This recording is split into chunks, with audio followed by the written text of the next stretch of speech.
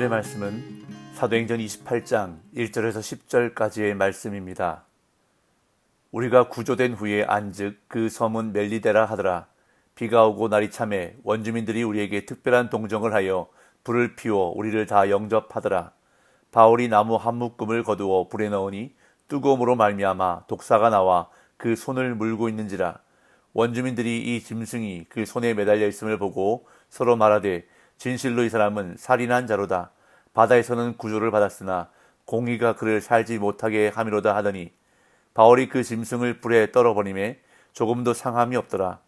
그들은 그가 붙든지 혹은 갑자기 쓰러져 죽을 줄로 기다렸다가 오래 기다려도 그에게 아무 이상이 없음을 보고 돌이켜 생각하여 말하되 그를 신이라 하더라. 이 섬에서 가장 높은 사람 보블리오라 하는 이가 그 근처에 토지가 있는지라. 그가 우리를 영접하여 사흘이나 친절히 머물게 하더니 보블리오의 부친이 열병과 이질에 걸려 누워있거늘 바울이 들어가서 기도하고 그에게 안수하여 낫게 하매 이러므로 섬 가운데 다른 병든 사람들이 와서 고침을 받고 후한 예로 우리를 대접하고 떠날 때에 우리 쓸 것을 배에 실었더라. 아멘. 바울이 로마 황제 가이사에게 상소를 했기 때문에 바울은 로마로 이송되게 되었습니다. 그리하여 바울이 탄 배는 가이사랴를 출발해서 4곳의 항구를 거쳐 그레데 섬에 있는 미항이라는 작은 항구에 도착했습니다. 그런데 날씨가 좋지 않아 항해가 더는 위태로울 것을 염려한 바울은 미항에서 겨울을 지내고 봄에 항해할 것을 제안했습니다. 하지만 바울의 제안은 무시당했고 배는 그레데 섬의 베닉스 항구를 향해 출항했다가 얼마 못 가서 유라굴로라는 광풍을 만나 큰 위험에 빠지고 말았습니다. 유라굴로는 동풍을 가리키는 헬라어 유로스와 북풍을 가리키는 라틴어 아퀼로의 합성어입니다. 북동쪽에서 남서쪽으로 세차게 부는 이 광풍으로 인해 배는 밀려서 표류하게 되었고 여러 날 동안 배의 연장과 짐과 기구를 포기하면서 사투를 벌였으나 생존 가능성이 매우 희박해져서 살 소망까지 잃어버릴 지경에 이르렀습니다. 그때 바울은 풍랑으로 인해 고통당하는 일행에게 하나님이 보여주신 환상에 대해 전하며 비록 배는 잃겠지만 생명에는 지장이 없을 것이라고 예언하며 사람들을 위로했습니다. 항해한 지 14일째 되는 날 배는 아드리아 바다에서 표류하다가 마침내 육지 가까이에 이르렀습니다. 이때 사공들이 도망치려는 기색을 안 바울은 백부장과 군인들에게 말해 그들이 도망하지 못하게 했습니다. 그리고 폭풍에 시달려 14일 동안이나 식사를 하지 못한 일행에게 바울은 그들 중 한 사람도 절대 다치지 않을 것이라고 위로한 후 음식 먹기를 권했습니다. 그런 다음 식사 후에는 순조로운 항해를 위해 밀을 바다에 버려 배를 가볍게 했습니다.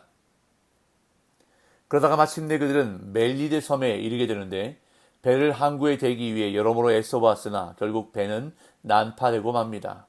그때 군인들이 죄수들을 죽이려 하나 백부장이 이를 저지했고 결국 배 안에 있던 모든 사람들은 안전하게 섬에 상륙하게 되었습니다.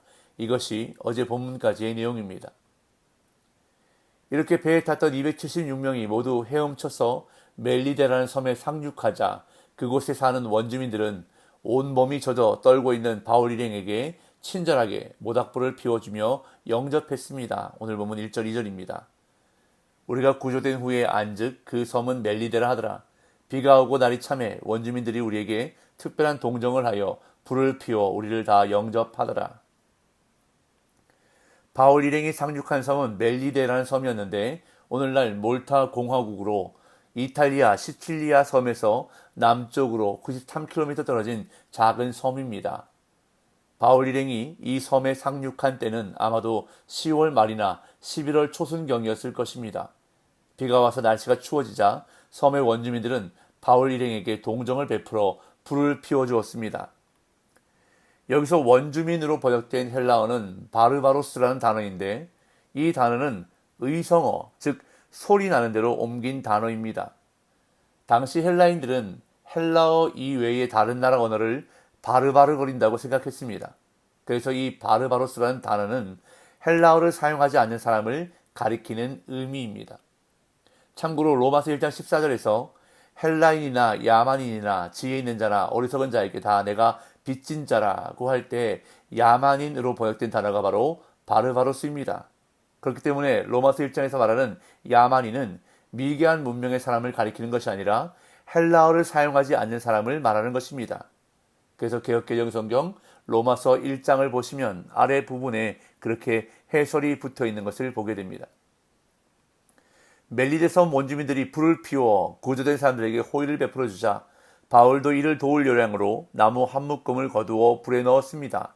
그런데 그 순간 불의 뜨거움으로 숨어있던 독사가 나와서 바울의 손을 물었습니다. 3절 4절 바울이 나무 한 묶음을 거두어 불에 넣으니 그 뜨거움으로 말미암아 독사가 나와 그 손을 물고 있는지라. 원주민들이 이 짐승이 그 손에 매달려 있음을 보고 서로 말하되 진실로 이 사람은 살인한 자로다.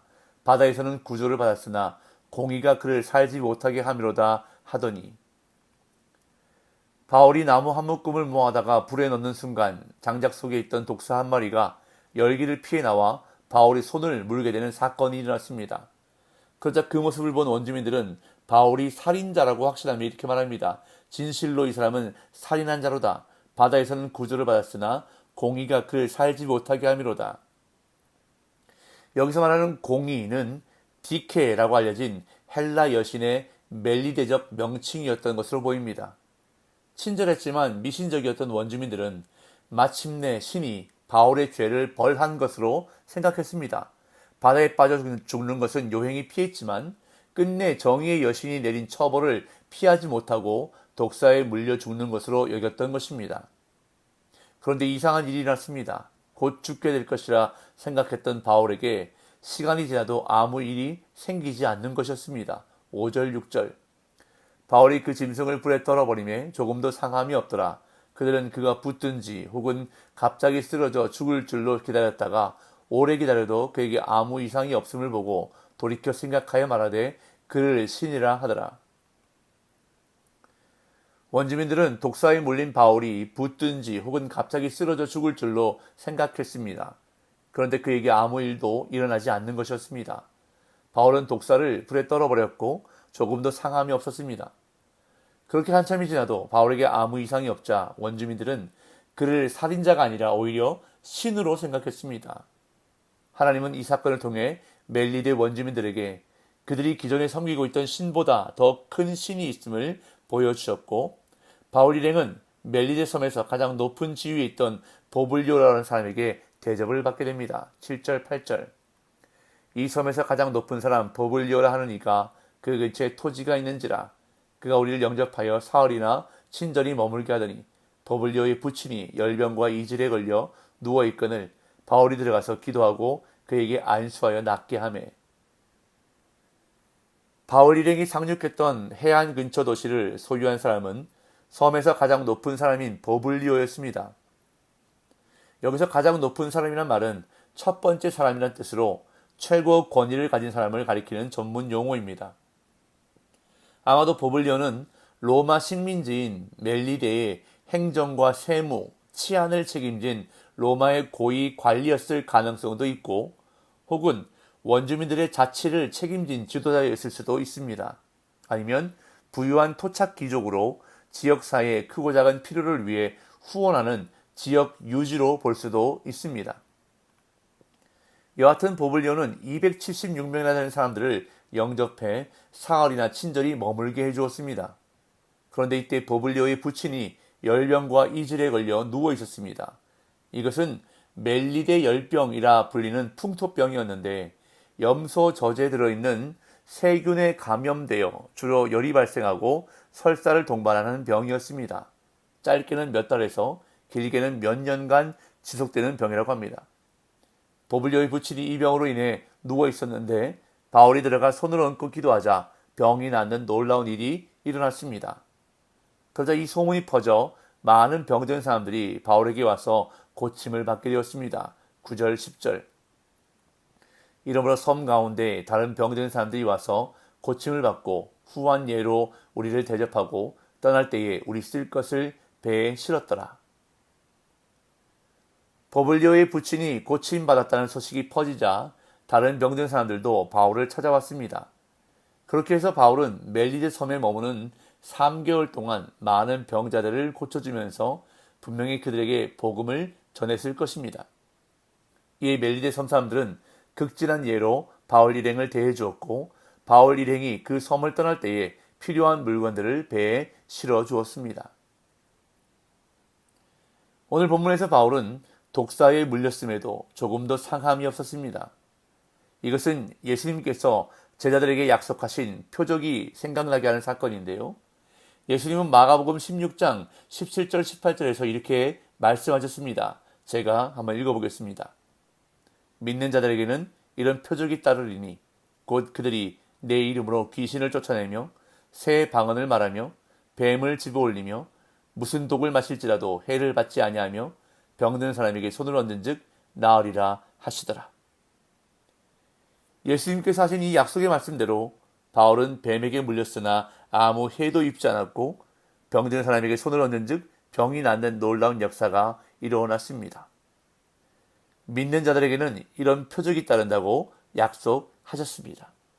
오늘 저와 여러분들의 삶이 믿는 자의 삶이 되어서 이러한 표적이 나타나는 삶 되기를 예수님의 이름으로 축복합니다.